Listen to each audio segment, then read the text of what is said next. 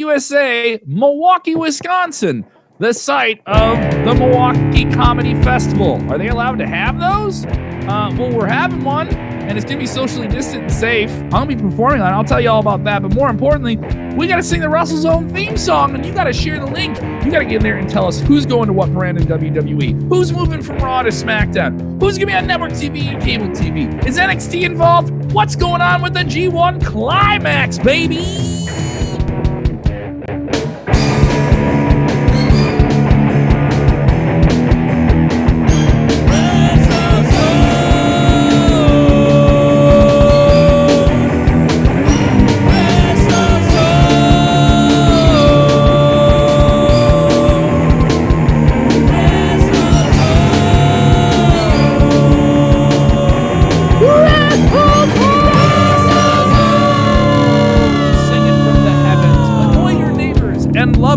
By yelling WrestleZone. It's so much fun. Hey everybody, I'm Kevin Kellam. How about these new graphics we have here on screen? They're pretty swell, right? I think they're great. If you're with us live, go ahead and get your comments on screen. We're talking everything going on with the WWE Draft, and I'm not doing it alone. He is the boss, Ross. You can hear him on Tama Tonga's Island, a really, really cool podcast with its own little Patreon. Of course, Tama Tonga from New Japan Pro Wrestling. He is our man who knows everything that's going on with the Beasts of the East in Japan. G1 Climax in full swing, the longest, most arduous tournament in all of professional wrestling right now. Mr. Ross Berman, how you doing, Ross? I am, enjoying the sunlight while I can get it, Kevin. How are you doing? I'm enjoying some sunlight as well, but it's really, really bright, so I'm not going to open this up. I am coming to you from the beautiful Hyatt Regency in downtown Milwaukee, which I can tell you does not seem to have people in it. I was going to say, it seems like you have the hotel to yourself. You're in a sort of... Dude, I came into this hotel. We're still in a pandemic. Anyone's just been living under a rock for 7 months. I'm performing these shows. They're socially distant. I feel safe about everything. Milwaukee is, not... It has outbreaks and different things like that, but we're trying to feel how it is. I'm someone who doesn't have an autoimmune issue, so I felt safer coming here and different things like that. So I came out and they said an upgrade was done for my room, which somebody helped me out with.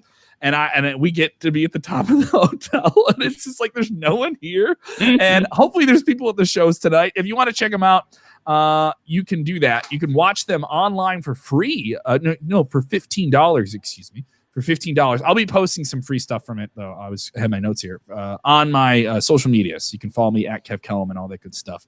And I have the link up at my Twitter as well, at Kev Kellam. Go give it a look. $15, you get to watch 9 shows. 9 shows live, not these Zoom comedy things, like real audiences, intimate but safe. And you're supporting independent comedy, independent musicians. You know what's going on.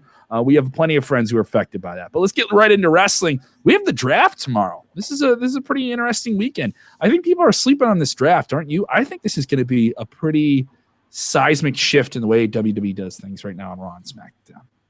I don't, but I see where you're coming. I think it's going to be an entertaining draft. I think this is going to be the first time they've ever done the draft like this.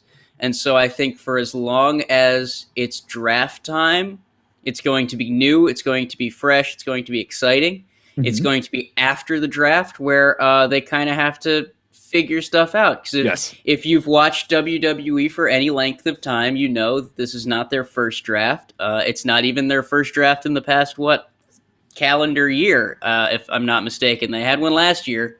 Mm-hmm. And so... it's never something WWE sticks to. That's not an exaggeration. Literally every time the WWE has a draft, they come up with some reason for the draft to be undone, whether it be the wild card, whether it be the McMahons taking over television, whether it be the reuniting of the brands or what have it. They always find a way to work around undo. It. Well, not even work around it, to just undo it. Yeah, because to work around it would suggest that whatever they build during the draft is going to last for any matter of time. But it's like a sandcastle. They're going to build it, and then the tide's going to come in and it's going to wash away. I hear people complain about it. That's the nature of what they do. I mean, they're producing much content. That's why I said if you watch WWE for any length of time, you know that the draft, the actual days that are like Friday when they do the draft, Monday when they do the draft. Those are going to be a lot of fun. It's going to be stuff we've never seen before. Then it will be back to normal. But when they do the draft, it's interesting. Hopefully, fingers crossed, they stick to this for maybe a month, maybe a couple months. Who knows? Maybe this draft lasts all the way until the next draft. That would be amazing. I would be thrilled if the results from this draft actually last to the next draft. I haven't gotten too annoyed with people showing up in different brands. They've said with the women's tag team titles, those people can go where they want. And they've, if a guy who has a title or a superstar has a title, they get drafted, that title moves. Obviously the Raw women's and tag team titles, I'm told, can't move for some reason. And the weird thing about this is we still have Hell in a Cell. So we have the Hell in a Cell pay-per-view in a few weeks. And they've had this before where someone gets drafted to a different show, but those matches that are made for the pay-per-view, if they're made for the pay-per-view, you get them. We know we're going to get unless you don't. Like, here's the thing. And this is the thing with WWE is we can talk about how, yes, they come up with a reason for the draft to no longer, whether it be the women's tag title or something. They make these reasons, but they eventually just make so many reasons that it ends up feeling like fairy dust or something. Like, I don't know. This is where I'm at with the draft right now. It's a very. The actual draft days are going to be fun. The rest of it, it's going to just be business. It's just going to be the same thing. I feel like it'll be like if you like it on Friday and Monday, you'll like it for a couple of weeks, and then there'll be something that annoys you as someone who follows it or watches it on and off, doesn't watch it every week, and they'll get you in. And the timing that they do it is, I think it makes sense. They need something that is like one of those fundamental devices this time of the year when they're kind of waiting to launch into their WrestleMania season, their playoff season, which is drops kind of in January, and you kind of know where WrestleMania is going to be, and hopefully you get some payoffs there. And this is the time where they kind of give you some other things to get along to the end of the year, and that's why I think the draft falls at this time of the year. No, I'm with you, I'm with you on the idea that there are some matches that I think are set in stone, and we're going to get those matches no matter what happens in the draft. And during Hell in a Cell, they're going to be like, even though this person was drafted, they still got this match. And I can promise you, there's also going to be another match where they're like, well, since that person was drafted, we're going to change the match because it doesn't matter. Like, it ultimately, at the end of the day, the narrative stakes don't matter because they don't even adhere to them themselves. So it's just going to be whatever it needs to be, not even on that day, in that moment. Moment to moment. Don't let rules get in the way of a good story, Ross. Don't let rules get in the way of a good story. Don't let narrative momentum get in the way of a good story. Yeah. It's all about going moment to moment. Yes. The night doesn't have to be coherent as long as the moments keep happening. All right, so let's talk about this. It's going to start on this week's Smackdown, October 9th. We're coming to you on the 8th here. If you're listening to the podcast, maybe you're catching this right before the draft, which I think we'll have on Fox Network Television. Smackdown there on Friday nights is WWE's most watched show right now by a significant margin. And then Monday Night Raw. Interesting is the fact that we had Triple H on our post-show media call after NXT TakeOver. He's obviously involved in Raw and SmackDown and everything in WWE, but certainly it is known that he has a lot more say over NXT. And he didn't even have a clear answer as to what NXT's involvement is in this. And every time we kind of talk draft, everyone wants to know, how is the black and yellow brand going to be affected? But of course he didn't, because the way NXT is set up, they're always in a constant state of draft. Because it could be this week, it could be next week, it could be 2 months from now. Some guy from NXT is going to pop up on the main roster. I don't know if they I think people are trying to make it out like, oh, Triple H is being coy. Oh, Triple H, they're trying to make it this element of surprise for NXT. But even when NXT isn't made to be, even now that it's a third brand and it's not necessarily developmental, it still exists in this state of constantly, anytime someone could get pulled up and brought to one of the red or the blue brand. And so it's always in a draft. And so if I were Triple H, I'd be like, I don't know. I guess we're in the draft, but then the draft will be over and they'll still like take Gargano or something. I do think as we've been talking about on the show for a while, I do think there'll be a big name will get plucked from NXT, and maybe we'll see that on Monday. Maybe we'll see that tomorrow. And I do think some big names will move from show to show. The most significant long-term changes. I mean, the big ones will be ones that I think we see short term, but the long-term changes I really think will be for both shows in the mid card. Raw really needs some fresh matchups. They have tag team matchups that are kind of redundant right now for the Street Profits. They have some female matchups that are kind of redundant. I think we'll see some names return. This is a perfect time for Charlotte to come back into the picture. I don't know what Naomi's status is, but the night 1 draft pool and the night 2 draft pool are different. So night 1 will be SmackDown on October 9th, and night 2 will be Raw. Now, these are listed alphabetically. We have them up at WrestleZone. You can read them right now. So for example, a lot of names from SmackDown can move to Raw on SmackDown. So you'll see both brands represented on each show. So it isn't just like, on Friday night, they can pick from Raw, and then on Monday Night Raw, they can pick from SmackDown, because that would make it a little bit more predictable, right? Mm-hmm. So I give it to WWE for trying to make it feel like if you're interested in just seeing where people go, move to move, if you're a hardcore fan, and you don't want to skip the show because you can see these things happen in real time. And it kind of almost has like a Royal Rumble effect to it in terms of the same kind of dopamine kick you get of, this guy is going here, and it's the reveal, Now the presentation and how that's delivered is interesting as well. Another thing about this is they've clarified some of the rules here from Fox Sports. Ryan Satin reporting.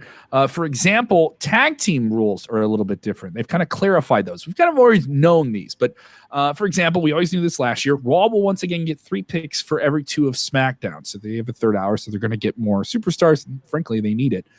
Tag teams count as 1 pick unless the individual brand making the pick wants 1 guy from each team. So if the brand wants just 1 guy from a tag team, they can do that. So there is a potential there for a tag team to get broken up either Friday or Monday. Does that make it a little bit easier for you to follow?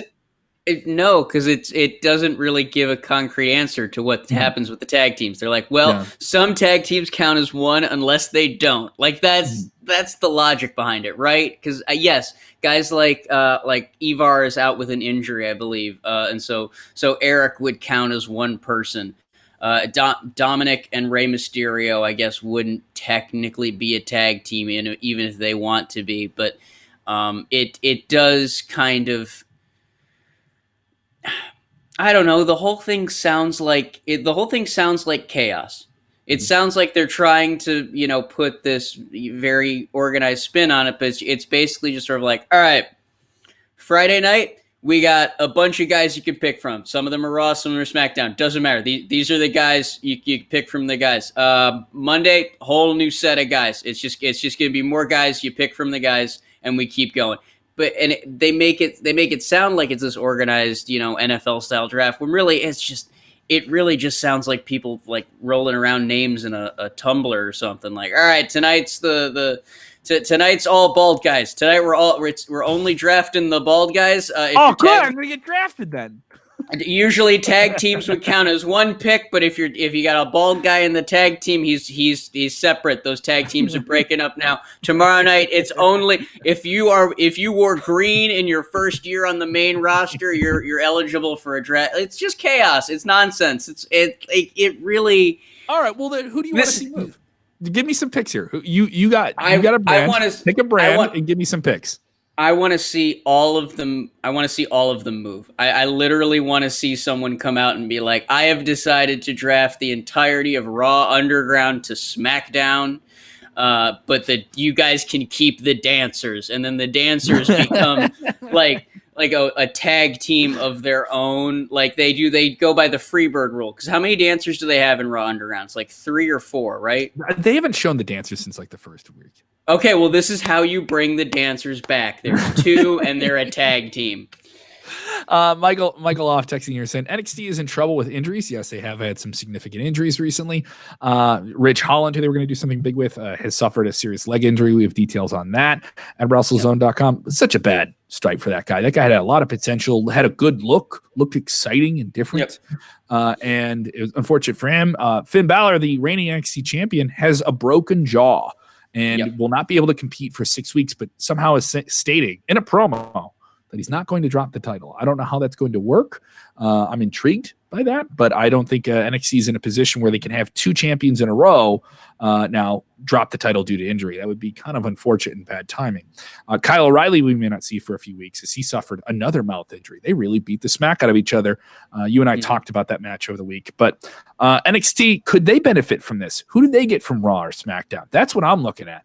We've had some people on the show this week say wild stuff like AJ Styles could go there or a big name could go there. What's the biggest possible name that could go to NXT and really be used in a pivotal way, and that ratings war they have? We'll talk AEW NXT ratings here in a minute to move them there, and we'll do some draft picks before we get to the end of the show. I was trying to press you for it, Ross. So you're saying who should NXT take in the draft? Yeah, I mean, I think someone's going to move there. They aren't officially a part of this presentation on Raw. Yeah. Or I think because a free agent.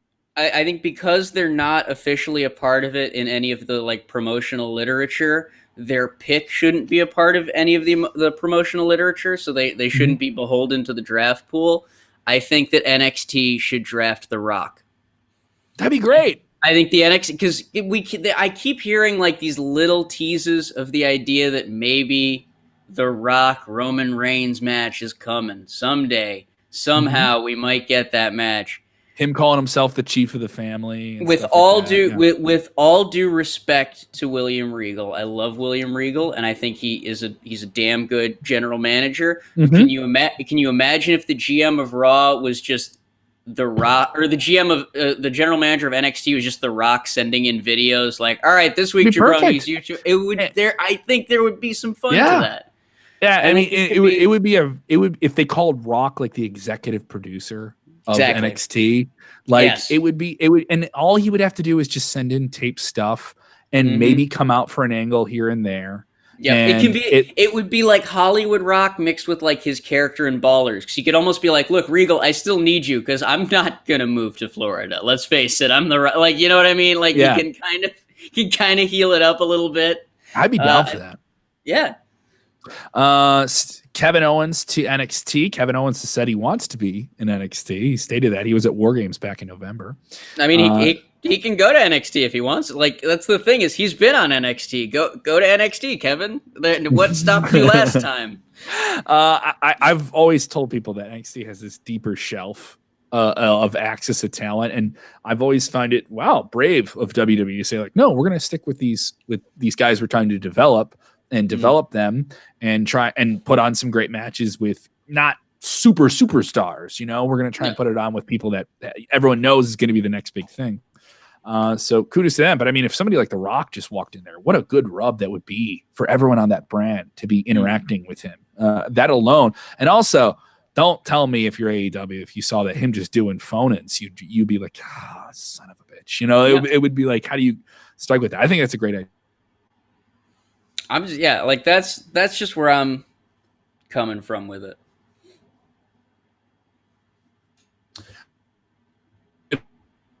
Hello? Yeah, you're blipped out there for a second. Okay. I got you. All right, so big moves possible in the draft here. I do think some championships will change. I do think the tag teams will be different. I think that Raw really needs it the most. But in terms of SmackDown, what does SmackDown need right now? What would you like to see SmackDown get in this draft that would be good for them? I think Raw needs some work, but I think SmackDown probably needs some fresh things as well. Maybe someone to dance with Bayley before she gets back in the ring with Sasha. No, I think if anything, SmackDown needs someone to kind of liven up the Intercontinental title scene. Okay. Because like right now, the Intercontinental title scene is 3 guys, and it's been 3 guys for just way too long. It's been fun, but it is getting long in the tooth. Well, yeah, no, and now that Sami Zayn is the undisputed whatever champion, it's time to actually give Sami Zayn some people to fight with. So I would say, just you know who has literally had just nothing to do on Raw is Apollo Crews. He's literally he's been fighting the Hurt Business since July. Yeah, I absolutely agree. Send him on over to SmackDown. Let him and Sami Zayn have some bangers. Yeah, I think you're absolutely right. I would like to see that move as well. I mean, if you're a hardcore fan, this will be fun just to see who gets moved around to what show and different things here. And that's what I said. That was one thing I wanted to be very clear about. Is while I think everything outside of the draft is probably going to be nonsense, the draft itself is going to be fun. It always is. The actual draft nights themselves. Yeah, if you're a hardcore fan, it usually is quite impressive. AEW NXT ratings were down. This was expected as they kind of went in the second hour head-to-head with the vice presidential debates, which were on multiple channels, giving people multiple options to not watch and also watch it on YouTube. So this has caused quite the hit to both brands. Obviously AEW still has the lead here. We were expecting that. But they suffered quite a bit. AEW drew 753,000 viewers overall, which is down significantly from 866 in overnight viewership from the previous week. They came in at number 19. And per Showbuzz Daily, NXT viewership was also down from last week, 639,000 viewers, down from 732,000 in overnight viewership. So they both got hit pretty hard by Vice President Mike Pence and Kamala Harris here. Yep. A tag team you did not expect to be a ratings win. You know who the real winner was? You know who the real winner was? The Fly that was sitting in Mike Pence's hair. I don't know, because the backlash against that Fly, it's 15 minutes of fame seem to be already be up. It was the real buzz of the night. It was the real exact. No, hey, no, I'm with you, but I think when you look at the demographics that are watching AEW and NXT right now, it makes sense because AEW.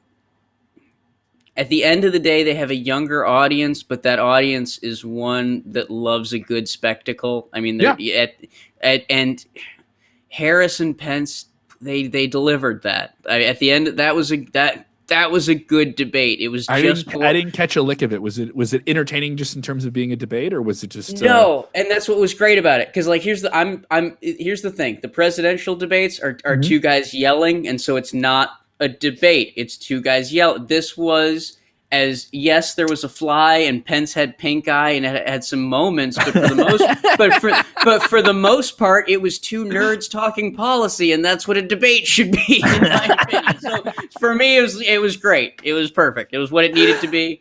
Everyone got their points across. Exactly. So I mean, not much to touch on there. We did cover both brands and what they provided last night. Both shows were really strong last night. I mean, sad night for NXT with those injuries and different things they're working on. Rich Holland getting injured on television. Yeah, that's rough. Just a rough night for him, because it looked like he was going to have a big future program here with Adam Cole. Well, I mean, and he still will. He's a big guy in the WWE, and like if you've been watching NXT UK, you know that he's been someone he's been a pet project for a while now, and so it's just he's just got to get better. He's just got to get better, and he'll be back. Yeah, exactly. It was just bad timing, especially coming off a pay-per-view where they had him end the show and they were trying some new, fresh things there. Over on AEW, they did have a fun dog collar match. This dog collar match between Cody and Brody was really, really exciting and a bloody one. It was very odd. You and I are picture right now. You have a Mountain Dew Taco Bell poster behind you that I love seeing whenever we get to do a show. I loved last night that there were two men covered in their own blood fighting with a dog collar chain, while on the other side of the screen was an ad for chalupas from Taco Bell. It was one of those things that is just so wrestling, and it was just like a very odd moment, something I think you would enjoy, but a fantastic match. They beat the snot out of each other in this match. I really enjoyed it, and I was surprised they went with Cody and put the TNT title on him. I mean, it makes a lot of sense, especially since Cody's got that. He's judging that it's like America's Got Talent, but on steroids, or it's like Monster Trucks. Go Big Show. The Go Big Show. And so he's got. Look, if he's going to be doing press tours or whatever, put that title on him. Let him. Get those interviews with the belt. I don't see any problem with it. I think the fact that what was it?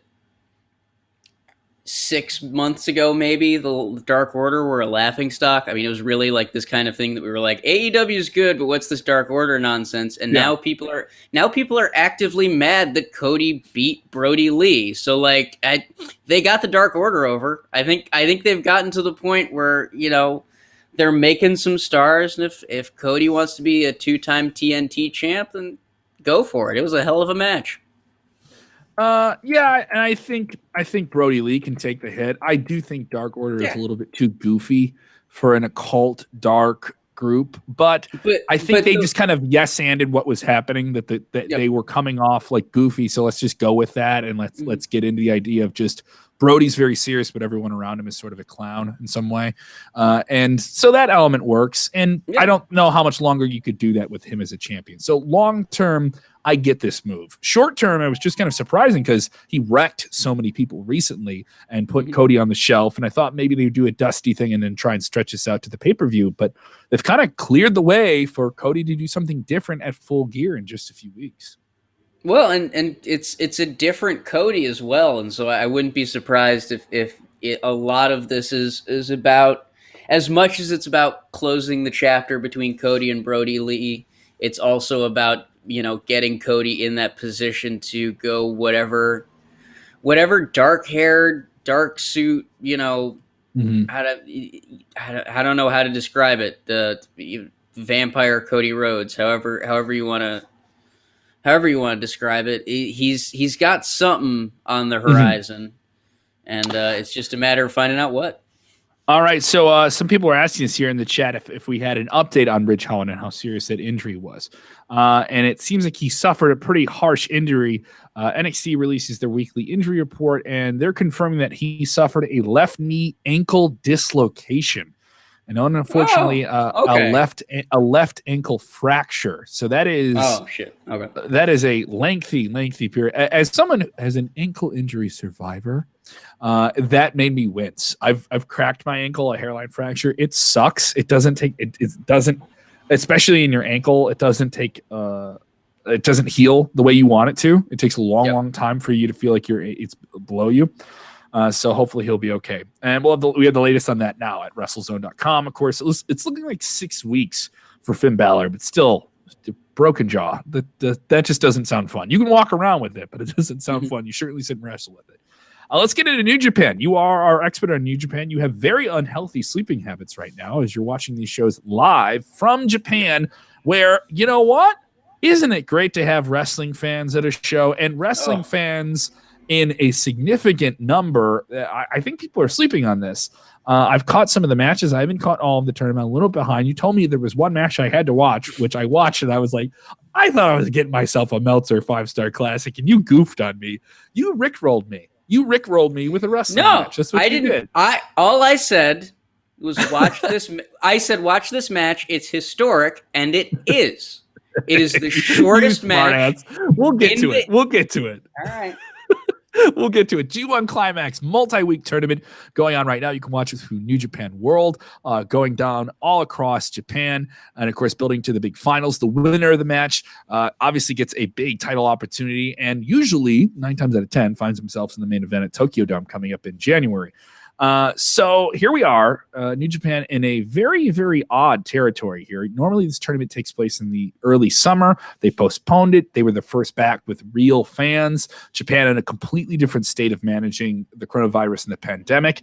They're doing about 25% capacity in arenas that hold around 15,000. So they're playing to the biggest crowds that anyone in the world right now has wrestling. But obviously the environment in Japan in terms of how they respond to things is completely different. What have you thought of the tournament so far? Some exciting matches that people need to seek out if they're trying to catch up on it. I mean, it's been a fantastic tournament. It's been a different tournament. Usually what would happen during the G1 is during the nights when A Block is competing, the B Block participants would usually have a tag match on the undercard. Because of the pandemic restrictions, they can't do that. And so what ends up happening instead is every night has been opened by a match featuring a combination of 2 out of the 3 Young Lions that they have at their disposal. The Young Lions are, of course, the New Japan rookies. And so every show has had this very simple format of the Young Lions wrestle for about 10 minutes. Then you get 5 block matches, and then everyone goes home. It's been very easy to digest. It's been, I think, easier to follow than a lot of G1 climaxes in the past, simply because it's all meat, no filler.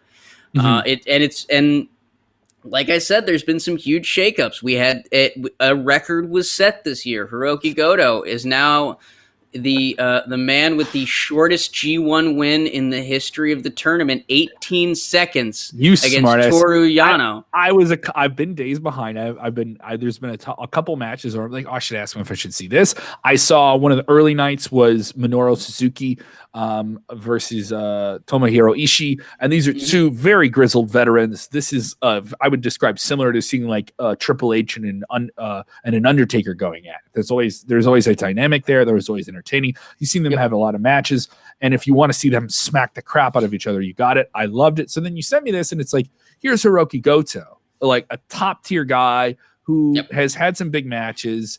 And here he is facing the biggest comedy wrestler to ever come out of Japan in Toru Yano. So I'm thinking like, oh, maybe they're going to get something here. And this is an interesting matchup. And you told me it was historic. So I'm like, okay.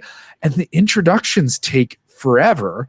And the commentators are really goofing on a bunch of different things that have nothing to do with the match.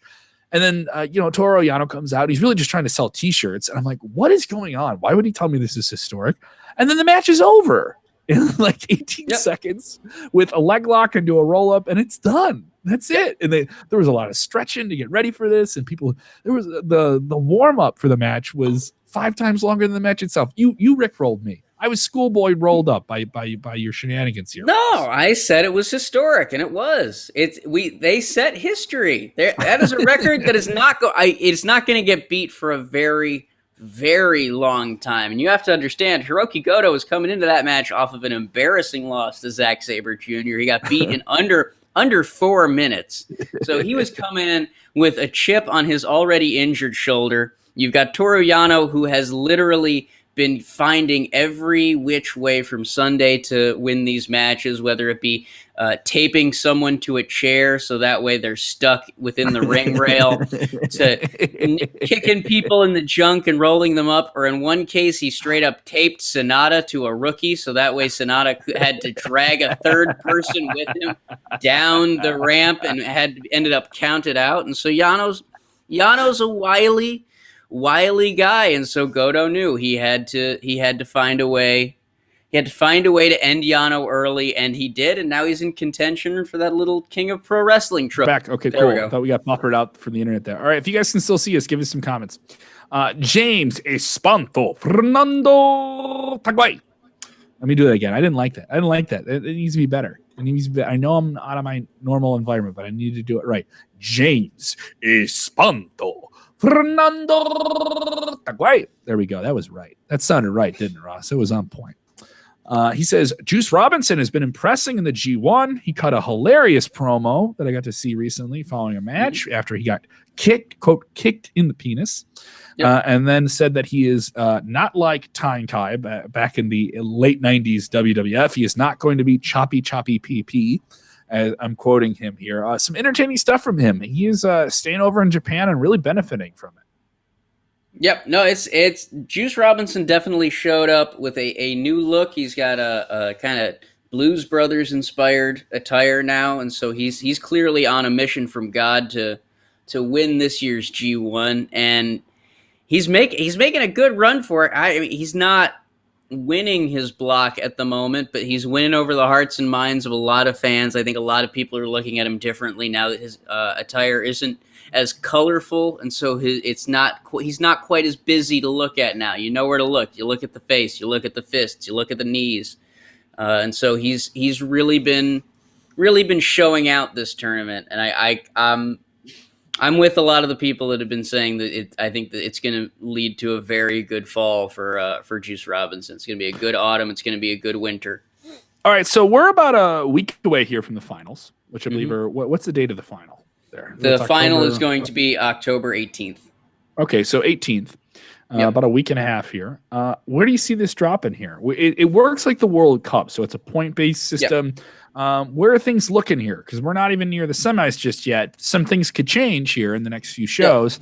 But what do you think happens? Give me your finals. Who do you think comes out of this thing winning it all? I mean, I'm still riding the prediction of Ibushi over Sonata in the finals. I think those are two guys who have a lot of history with the double champion Naito, and so I think there's a lot of meat to that match. as a final in general. Sonata has already beaten Tetsuya Naito in block competition, so win, lose, or draw, he's due a title match sometime in either the fall or winter.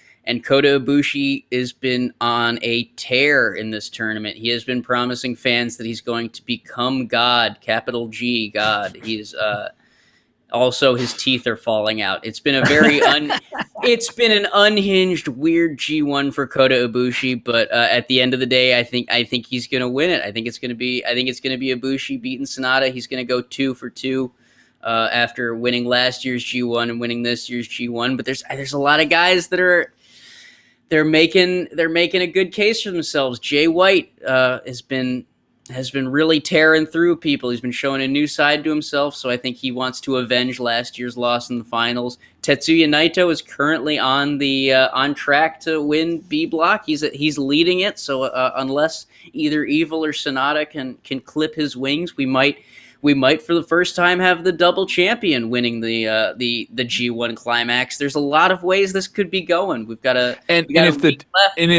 the heavyweight champion wins the G1, he gets to pick his opponent. Am I correct or no?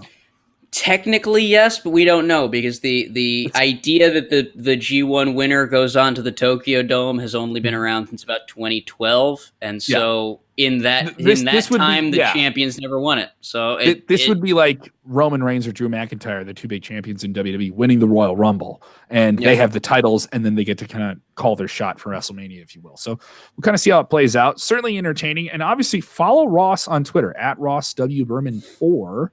And he is tweeting in the middle of the night when these shows are live, and we have live results as soon as they're up. If you can't watch the shows live and you got to catch up, maybe you got to skip something, go to WrestleZone.com. We have it all covered there.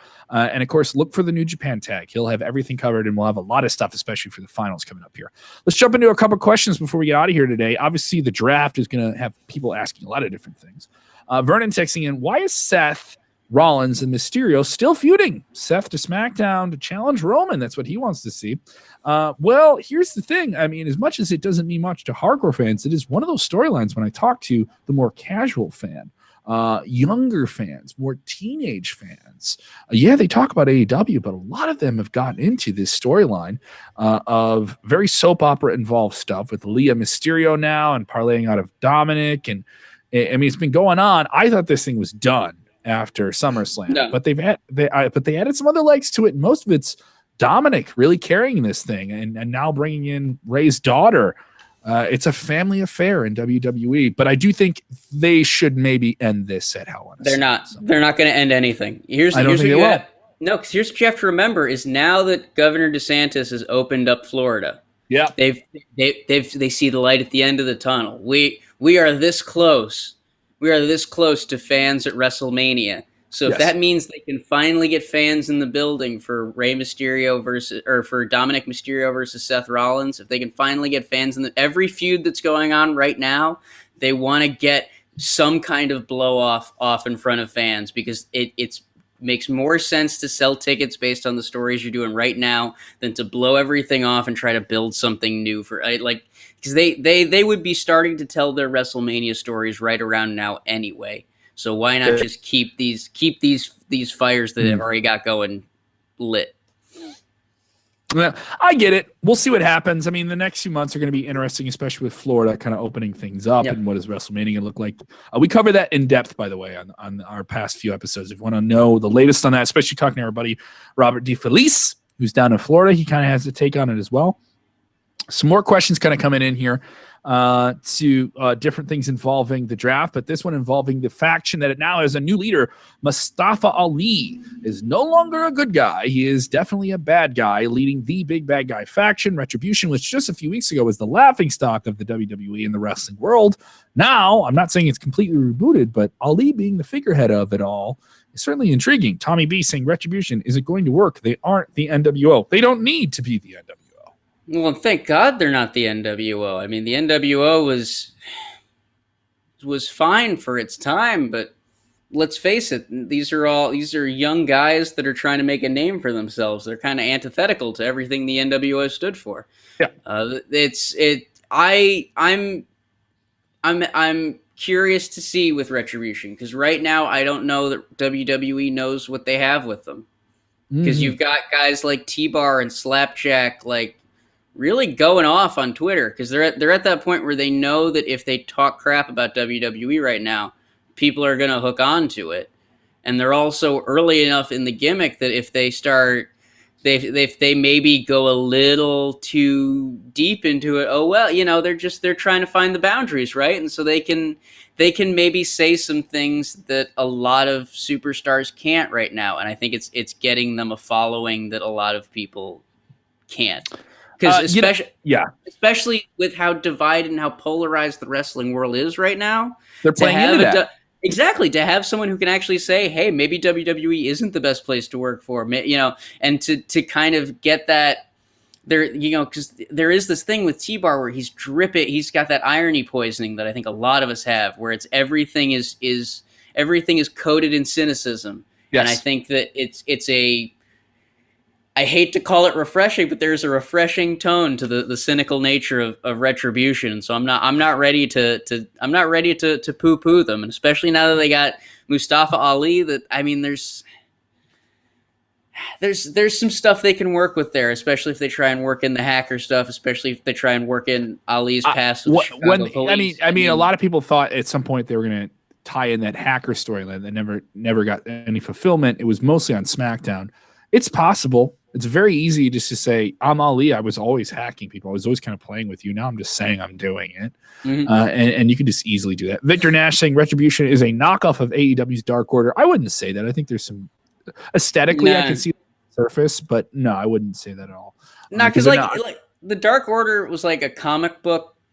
Yeah. Like, here's the thing: Retribution feels like if Retribution is based off of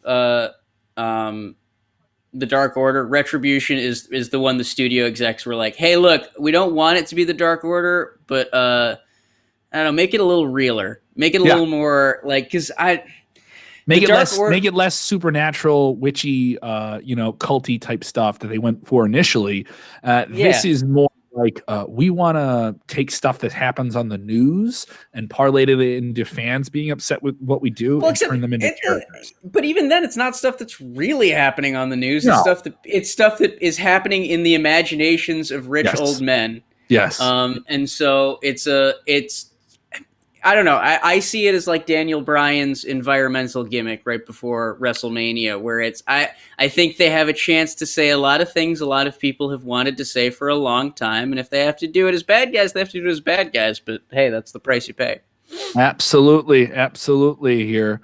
More questions kind of flying by here. Laura the Rock says, will Ray's daughter Aaliyah join the business? Well, she kind of already has. I don't know if this means she'll be a wrestler of any kind, but she's given it a go in terms of being an on-screen character. I don't think every person that's in wrestling that you see has to be in the ring and have a match to be entertaining.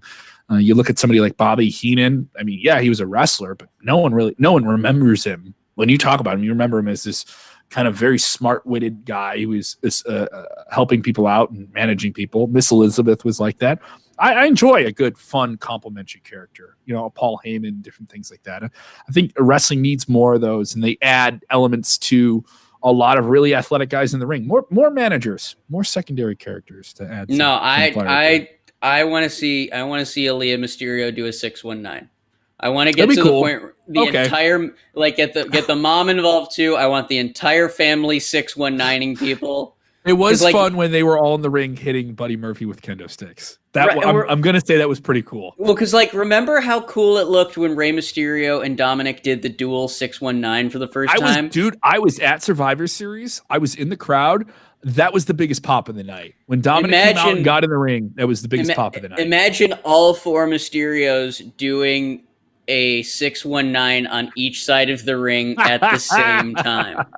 That would be awesome. Because, don't get me wrong, I'm with you. I love a manager too, but this is 4 619s at the same time. We can't pass up on that. There is some big stuff, I think, planned for Rey Mysterio and Dominic in some way or another going into WrestleMania. It's been so much fun. The interview I did with Rey last year, he was doing an autism charity fund, and he was on an injury hiatus at the time. But some people were like, what's your future with WWE? Apparently he's working on a new deal with them and is going to stay with them and is just working date to date. But yeah. I mean, it was clear to me he's never leaving WWE again. No. He's going to stay with them. And the whole purpose of this run, he said to me, was to set up his son for success. Oh, and the fact, I mean, I think Dominic is the sleeper story for WWE this year. He's had these phenomenal matches. He's been propped up with the best people he can possibly have them with. And this guy has less than 20 matches in front of people. Yeah. He has no crowd to work with. I mean, it's such an arduous situation, but he's been around the business his entire life. Looks like a natural. And the thing is, he's only going to get better. So when you see that, that's exciting.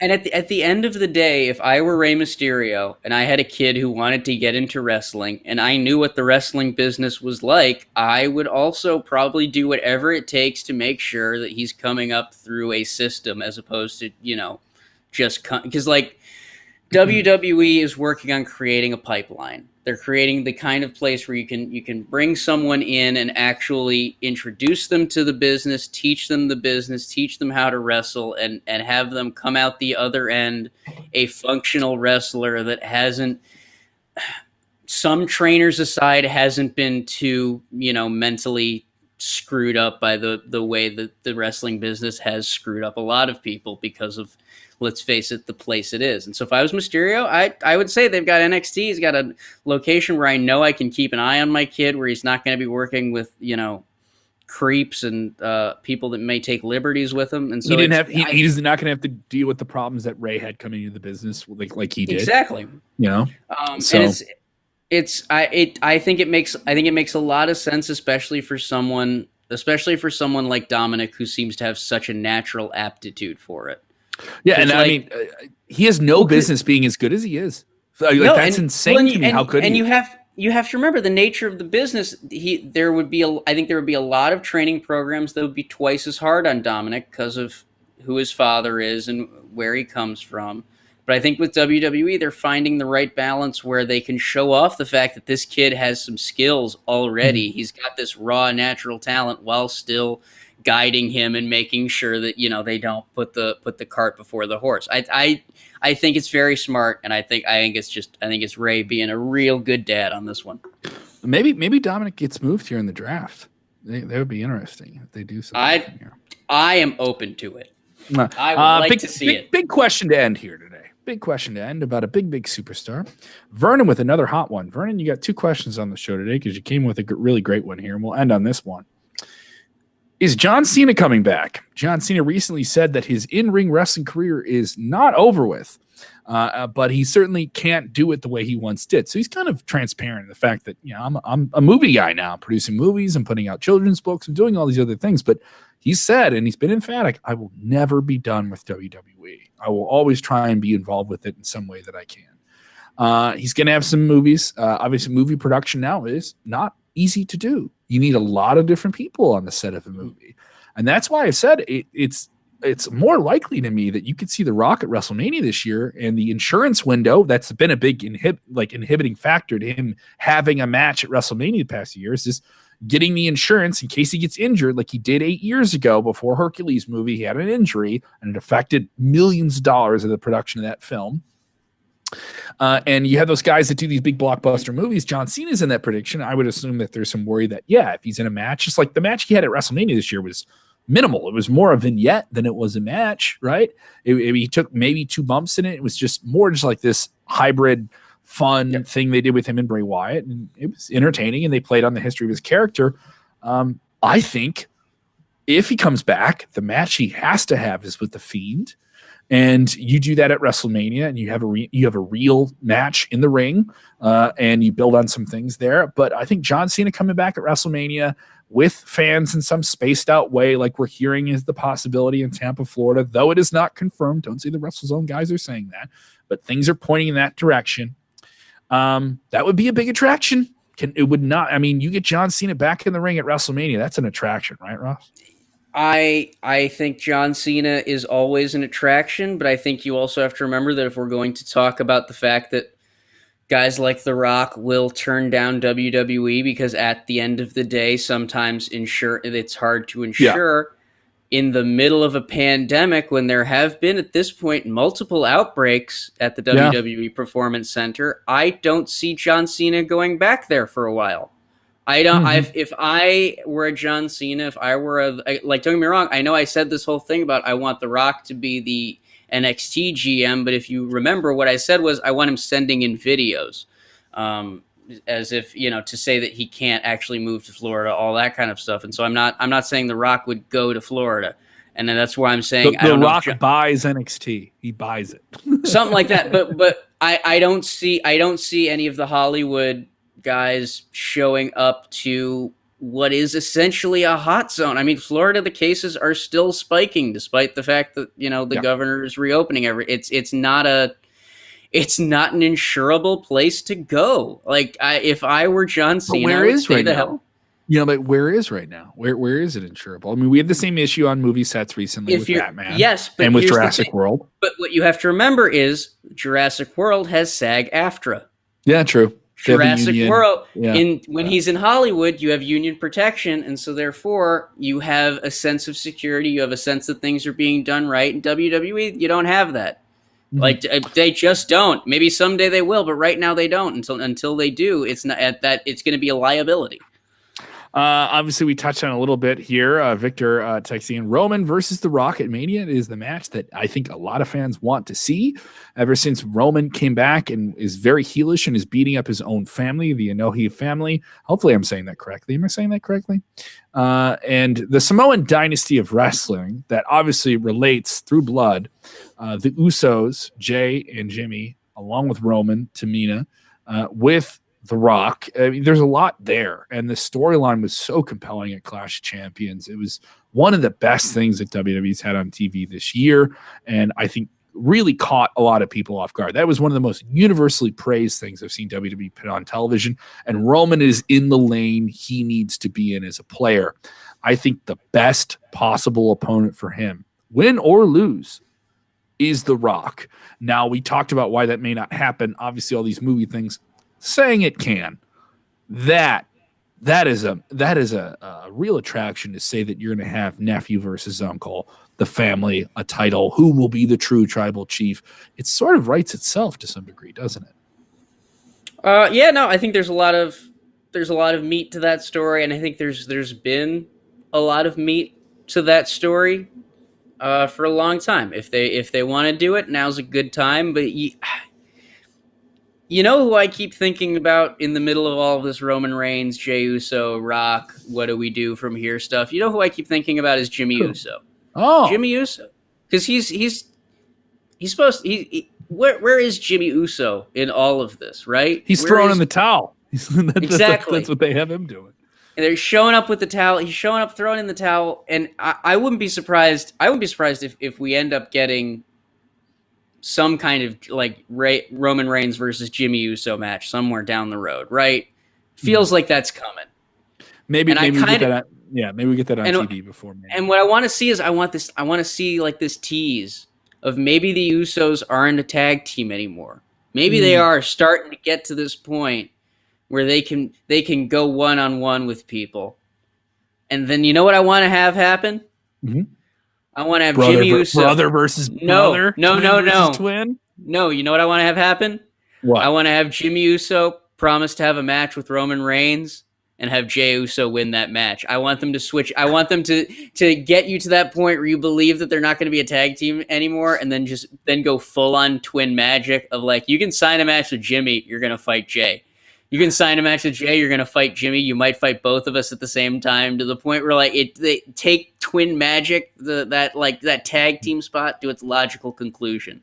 Because I remember when they would do that with Eric Angle and Kurt Angle during the Brock Lesnar feud, where it was like all of a sudden Brock was fighting Eric Angle for no reason, so that way Kurt Angle could get the win. I really think there's something to be done there with Jimmy and Jey. You are busy with someone who has some connection to them. He is one of the biggest wrestlers from New Japan Pro Wrestling, one half of a very, very formidable tag team, Tama Tonga. You, of course, co-host Tama's Island with him. What's going on the latest with you guys? Of course, doing the big drinking Zoom parties that you guys have for your Patreon subscribers. What's the latest? I mean, it's the same. We've just been breaking down the G1 climax, sitting stewing while Tama tries to figure out just when the hell he gets to go back to Japan. Because like it's been coming up, especially in the G1 previews that I've been doing with Tama and his brother Tonga Loa. We keep talking about the fact that like Jay White is over there, Jeff Cobb is over there, Juice Robinson is over there. Why isn't Tama and Tonga over there? In fact, it's gotten to the point now where Tonga Loa has claimed all of Jeff Cobb's points because he's like, well, if Jeff Cobb is over there and I'm not, he's wrestling for me. And so it's an interesting time over on Tama's Island right now because it's very much, you can see the gears turning and you can see they want to find their way back over to Japan, especially with everything going on in Bullet Club right now. Like if you've been watching this G1 climax, Evil, now that he's been double champ and now that he's been kind of the face of Bullet Club for a little bit, he's starting to get testy. He's starting to really call out guys like Jay White. He's starting to, yell about, is Yujiro Takahashi loyal like they think? And so there's a lot of dissension over in Japan in Bullet Club. And I think guys like Tama and Tonga, their brother Hikuleo, they're all kind of watching this boil over and they want to get over there. They want to sort this. They want to sort this shit out. For lack of a better term. Certainly, you get a lot of stories about their lives on the wrestling road and all the different things there. I've caught a couple episodes where I was like, "Oh wow, they're not holding back there." Especially when you get Tama starts interviewing people, and then his interviews have been my favorite parts of. So, like, don't get me wrong, I think the stuff me and Tama have done is really good, but the interviews that Tama does with other wrestlers, they're a hoot and a half. William Two Wages texting and saying those two are badasses. Absolutely, they are. If you want a definition of badass guys, go look up these guys. Of course, you can subscribe to Tama's Island, available on all the different podcast apps. Go get that. And of course, if you want even more, they have a Patreon with extra additional content. I have additional content for you. I am busy. I am a part of the upcoming AAW. I make that mistake all the time. AAW Pro, a live series. AAW is the promotion that started the careers of Seth Rollins. You've seen superstars there like Silas Young, superstars from Impact, superstars from AEW. It is the premier independent wrestling organization in the world, really. And they are back up with limited capacity shows. They'll be running, and you'll be able to watch them on Fight.tv. Our next event is October 29th. I was on the last one. Got to work with Mance Warner. Kept his beer cold for him. I'll be on pay-per-view. Go ahead. I cannot stress what a great deal is the AEW's working with Fight TV. That's like one of those partnerships that should have been going on for a long time. And now. it's live too. Right? These exactly. aren't taped shows. We're doing them live. So it was good exciting. On y'all. Good on everybody, and Danny Daniels, Mike Pekovich, and the production team, and Tyler Valls, and everyone working on this. This is a big undertaking, and getting asked to be a part of it was really, really fun. I'm so thankful to be a part of it. And I got to do like 12 promos with different people. Everybody felt safe. Everyone was spaced out. Now the wrestling was super violent. Matthew Justice gave Manders a Death Valley driver off of a cherry picker. You can see the video. It is up now on. That sounds like Matthew. 20 feet above the ring, through a door in the middle of the ring. That's 50 people in attendance. That's the thing with Matthew Justice. He's not going to jump off something from 10 feet. It's 20 feet or nothing. He's a specific man. He's a man of specific tastes, and those tastes are jumping off of 20-foot ledges. .tv. I will also be on pay-per-view again tonight, Ross. I told you I'm doing the Milwaukee Comedy Festival, and tonight I'm going to literally leave right here. I'm going to pop this podcast up for you guys to watch and devour over the weekend. But follow along, as I'm going to be a part of 3 of the 9 shows that you can watch online anywhere in the world at mkecomedyfest.com. That's mkecomedyfest.com. You can support me. You can support many other independent comedians that are trying to do these shows. Now, Zoom comedy shows are sort of awkward. They're kind of fun. You see bands or different artists perform for you, but there's no real live audience reaction. These shows will all have live audiences, socially distant from me performing. And I'm going to be at the beautiful Pabst Brewery tonight. I like me a PBR, Ross. I'm gonna have a couple limes and PBRs tonight. I'm looking forward to this. This show starts at 7:30 p.m. Central. And you can also join me 2 p.m. Central and 2 p.m. Central on Saturday and Sunday. I'll be performing on shows there as well. $15. You get to watch all 9 shows. $15. HDMI from your laptop to your TV. $15. Do it from your phone. You screen share to the TV. $15. You get to support the show, and they're live. You get live shows. It's really, really cool. Mary Mac's going to headline the festival from Adult Swim and Hulu's Solar Opposites. It's going to be on Sunday night, so definitely get your tickets. It's going to be at the Lakefront Brewery. And if you know anyone in Milwaukee, they do have limited tickets available. Very, very limited tickets. So it's already short capacity. They're not even selling them out. So if you can and you do check it out, reach out to me. Reach out to me. I'm going to try and anyone who reaches out to me this weekend says, hey, I watched the show or I thought it was really cool. I'm going to do something pretty cool. I'm going to try and figure out something really, really cool for you guys coming up in a little bit. Maybe I'm going to cut a promo. I'll cut a promo on the people that respond to my promos. If you buy the pay-per-view, I will cut a promo on you on a future episode of WrestleZone. How about that? There you go. I think that's a pretty good deal. I just thought of that. All right. If you send me emails of your screenshots of you watching this thing and all your different stuff, and hit me up on the Twitter and the DMs, I'm going to cut a promo on you in a future episode of the show. NKEComedyFest.com. Also, tomorrow afternoon, you will hear me on 101 WKQX, the alternative rock station of our nation, and stream that anywhere on iHeartRadio, all the different apps, 3 to 7 p.m. So very, very busy weekend for me in Milwaukee. Staying safe, and I really hope you are too. I mean, this honestly, I want everyone to be safe and come out of this thing, and hopefully, science wins the race. The new moon race is Operation Warp Speed. I've never wanted big pharma to work as fast as it can than it can now. And we all get that shot in the arm and we come out of this thing and we can have what I think will be one of the greatest years in the history of humanity, where we just all get to have the most ridiculous parties. I think in 2022, 2021, Arbor Day will be a real holiday. Like anything that's like any reason for us to get together when we can will be us back together. And when we're back together, I want to do live shows. I want to do live things with the fans and different stuff when we can. But when we get there, it's going to be so much fun. So just have some discipline. Wear your mask. Keep your distance. Keep washing your hands. Monitor your body. Be aware of yourself and other people around you. And just put that positive energy in the world and it'll come back to you. Ross, if they want to give a follow, I know you're keeping creative with your music and anything. We got anything coming down the pike for you? I'm working on some stuff, but everything's over at Ross W. Berman IV on Twitter. All the updates are over there. Head on, subscribe to Tama's Island, whether through the Patreon or just on Spotify or on iTunes or whatever, and give us a listen. If you're watching the G1 Climax, I'll be awake. I don't know how you're doing it. You're pounding those Red Bulls, dude. Oh yeah, it's just Red Bull and sleeping during the day. Like that's what I call it Ross to. Bull. Those aren't Red Bulls. Those are Ross Bull. That's what's happening. Yeah, there you go. All right, Ross. Good on to you. I'll always appreciate doing the fun stuff with you. Thank you for joining me today.